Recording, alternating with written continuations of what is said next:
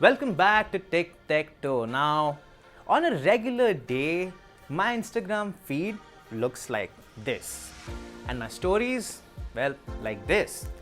And while not everybody understands that, it's been an established fact worldwide that I, among millions others, love Formula One. While last year was exciting with the highest number of young drivers ever, this year might be a bit lukewarm, and that's because of a reason.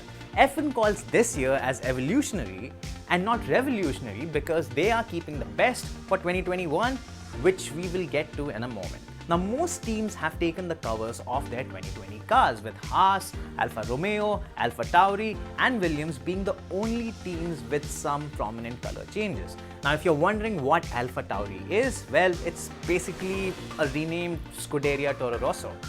Coming to the driver changes, the grid has remained almost the same, just like the liveries, with the only changes being at Renault, Nico Hülkenberg being dropped in the favor of Esteban Ocon, and at Williams with Nicholas Latifi filling in for Robert Kubica. While we are discussing dropping things, the Chinese Grand Prix has been postponed because of the scare surrounding the Wuhan coronavirus. On the plus side, we get a new track in Vietnam for the first time ever, so yay! Now, what's tic-tac-toe without tech, right? And so we will get inside the technical changes of Formula One this year.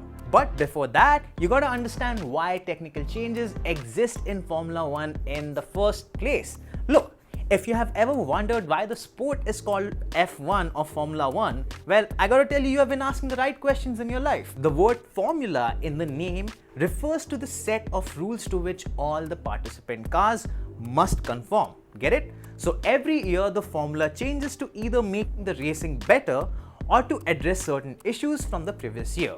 And that's exactly why we have come from this to this in a matter of less than a decade.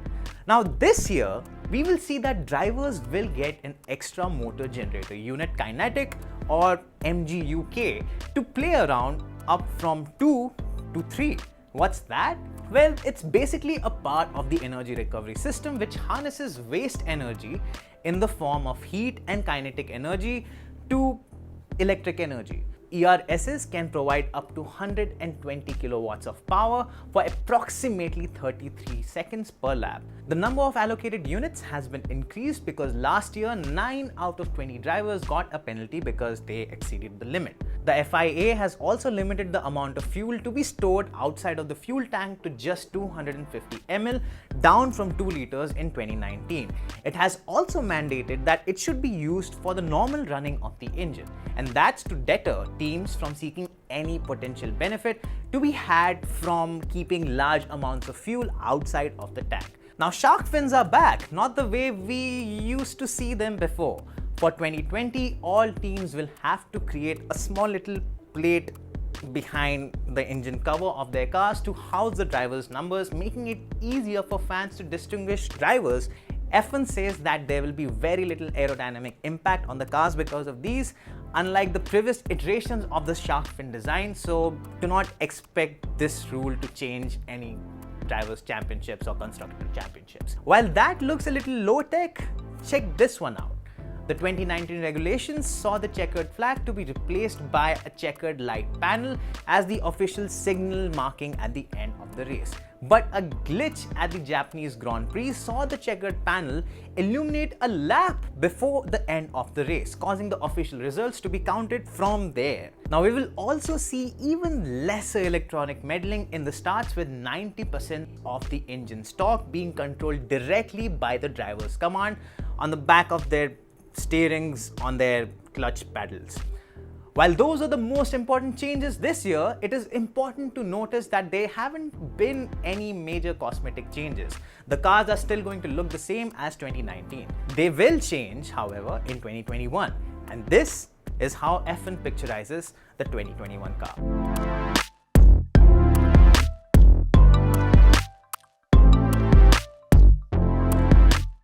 Right off the bat, you see that both the front and the rear wings have been reprofiled and simplified with fewer components. The tires too would be very different, as we see in Pirelli's low-profile tires with thinner walls. The V6 turbo hybrid power units that have been accused of sounding like vacuum cleaners would still stay in 2021. Speaking of money, for the first time in the sport's history, financial regulations will be written in stone. The cost cap has been set at $175 million.